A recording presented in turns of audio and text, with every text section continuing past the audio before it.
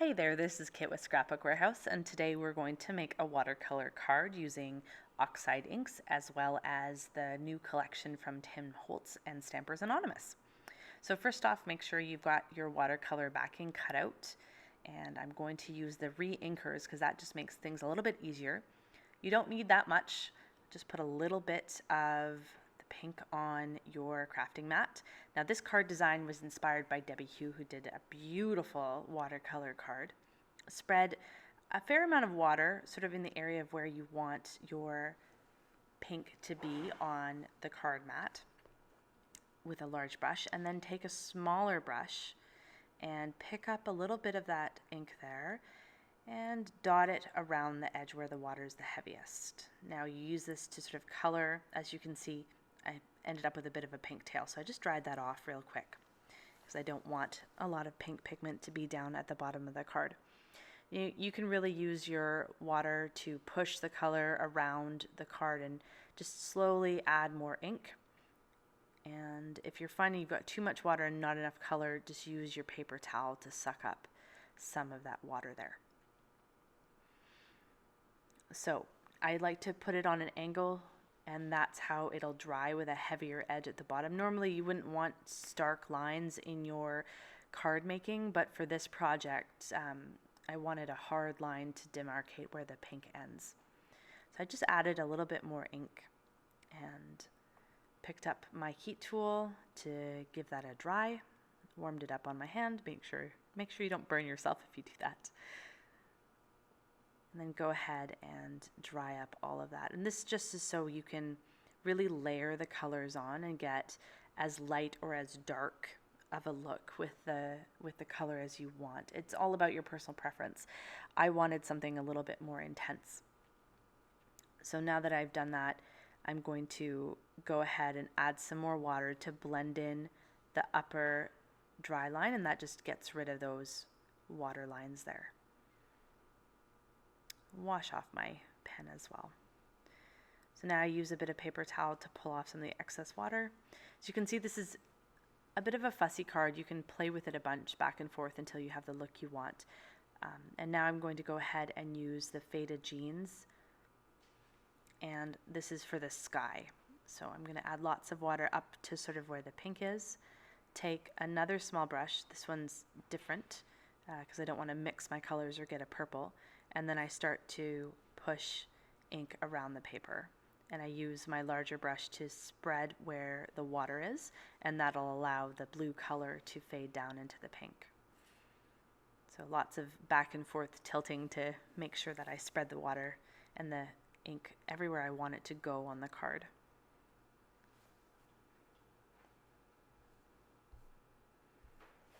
You can fuss with this as much or as little as you like. I really had a particular look in mind when I was doing it, so I took a little bit of extra time and added lots of extra water. Now, there's a trick with this. You can use table salt, which I use in this card, as well as special pink, sort of a larger pink Himalayan rock salt. And you sprinkle it on the wet ink, and it ends up sort of bubbling up and giving a almost snowy look. It pulls out some of the pigment in little dots. And I added just a little bit more pigment on the edge where I wanted it to have a little more intensity there. Now the best thing for this would be for it to dry naturally. However, I wanted to see, one, what would it look like if I used a heat gun? And two, I wanted to show you the completed project with the one piece. So here I am drying it with my heat gun.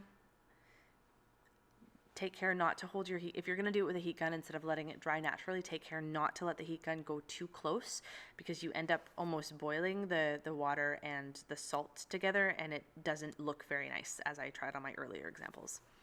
So as you can see, that's really work hard to get all that salt off. It tends to be pretty stubborn. Clean off your craft mat. And I wasn't super thrilled with the look. It wasn't complete in my mind, so I added a little bit more water and a little bit more salt and dried that again.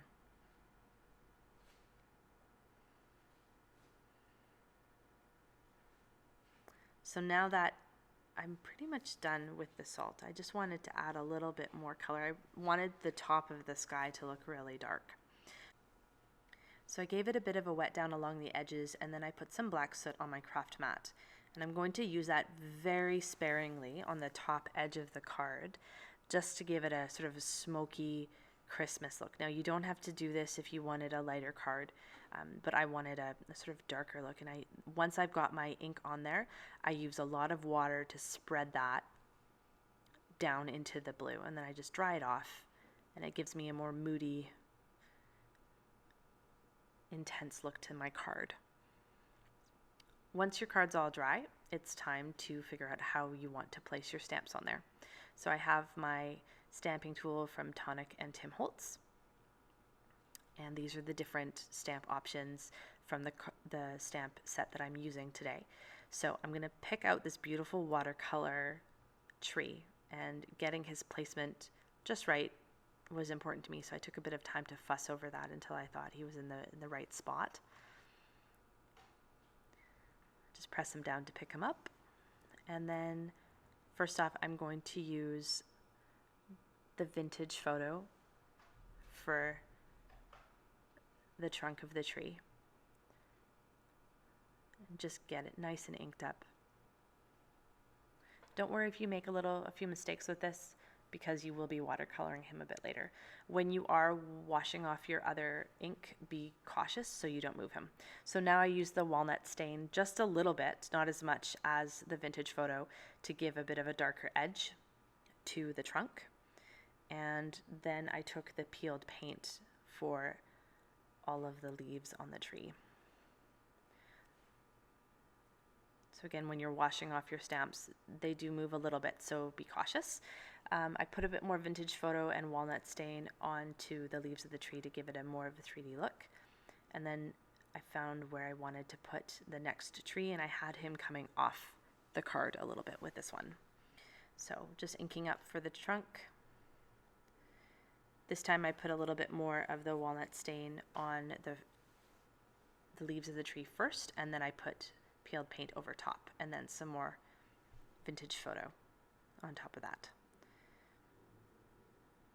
So at first I thought I was going to use the deer, so I placed him to make sure that I'd have enough room. And then I inked up with vintage photo and walnut stain for this bear tree.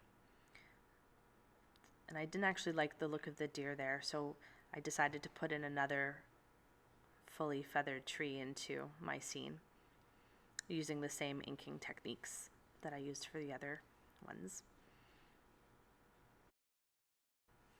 Now that all my trees are in place, I'm going to use a bit of water and a paintbrush to add some 3D effects to them with watercolor.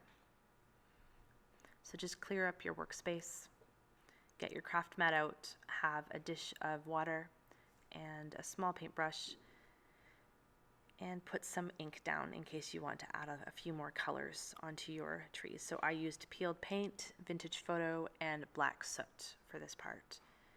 So before you put your pen or your paintbrush down, you might want to put it in the water and tap it on your paper towel first, and that'll soak up some of that extra water so you don't end up putting too much water down. So this is all to your preference. You can do as much watercolor work on these trees as you like or as little as you want.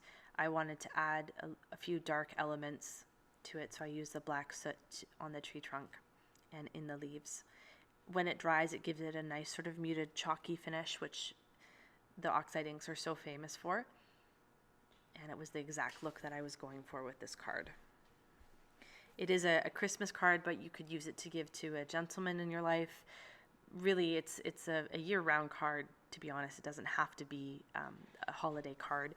It depends on what sentiments you might put on the inside of the card. I chose not to put a sentiment on the outside of the card, but you could if you wanted to. It's a really, because of the beauty of the watercolor look, this card works for anything, any event, sympathy even.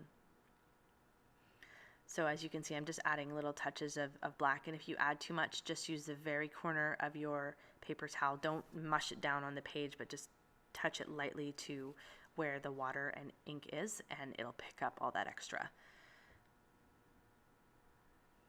So you can start on the leaves, or you can go right for the trunk first. It just depends on how you want to do it.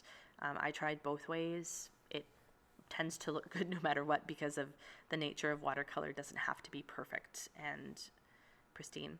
So for my bear tree, I just took water, plain water on my brush, and I ran it over the branches to give it a bit of a fuzzy look. And then I used some more of the ink to add to the trunks.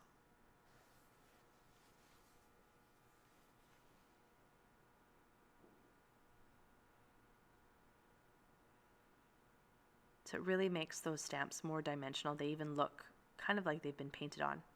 So now go ahead and give it a dry to really set those colors in place. And choose which animal you're going to put in your scene. At first I thought I would do the deer. I thought maybe he doesn't work, so I'll try this other one. I wasn't quite loving the look of it, and so I actually unexpectedly went with the bear. He's got a really nice heavy look to him, which I thought would be a good counterpoint to the trees. If you can't quite envision it without holding up to your face and your stamp keeps falling off, just take the plastic stamp insert that the stamps come on and use that to sandwich the stamp between the plastic and the card. It'll help you sort of get a better idea where that stamp should be. So now I went ahead and inked up my bear with the vintage photo. Did it a couple times to get a nice thick color. And then I picked the walnut stain, and I just did it on the edges of the stamp because I really like to give these guys a 3D look by layering ink colors, and you can do that by just inking up the edges. I cleaned it off, and then I used the black soot. I was a little heavy-handed with it, but it ended up looking really good, so I did not mind. Clean off my stamp, and we're ready for the next step. So this is where I took some water, and make sure when you dip your paintbrush into the water, you just pop it on your paper towel first, and that'll take off some of the extra moisture. So I just wanted to fill in, it's a woodcut style stamp, which looks really pretty, but I wanted to give him a more solid feel. Oh, and I forgot his rear, so I just needed to color that in. If you make mistakes with this, it's pretty easy to correct with a bit of water and some patience.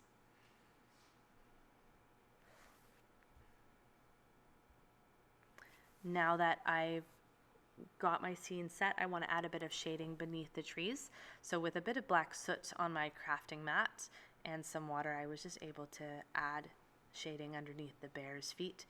As you can see, I added a little too much ink, so I just used my paper towel to pull that back up.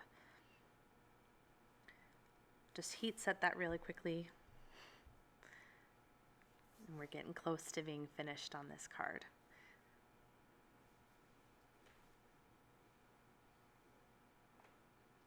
So I wanted to put in a starry evening look on this card, and I chose to use the Versamark ink. My pad's a little old, so it's a bit dark, but it still works. The nice thing about this particular stamp is that it fits around the elements so easily. It was very simple to line it up around the trees, so I wasn't putting stars on the trees. And then I just put on my gold embossing powder. Super quick. Tap it, get all that extra off.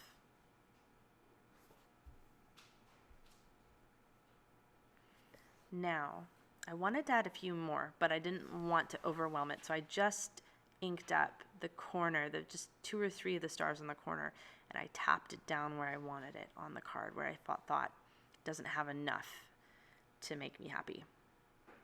Really easy to do as long as you clean up your stamp first. So now that my stars are set, I'm just going to warm them up with the heat gun, and the beautiful gold embossing pops up. And that part is completed. You could call it a day. This card is pretty much finished, but I wanted to add a few small last touches to it. So I took my paintbrush, because I didn't have my Versamark pen on me at the time. So I took my paintbrush and I loaded up with Versamark ink from my pad and just added a little bit of gold to my branches, and I gave my bear a tiny gold eye. It's really subtle, but it just gives it a little tiny bit of a sparkle. You almost can't see it on the video, but in person. It's not too ostentatious, just a tiny, there you give him, he's got a little glinting eye. And this is all to your preference. You don't have to do this step. It was just something I really wanted to do.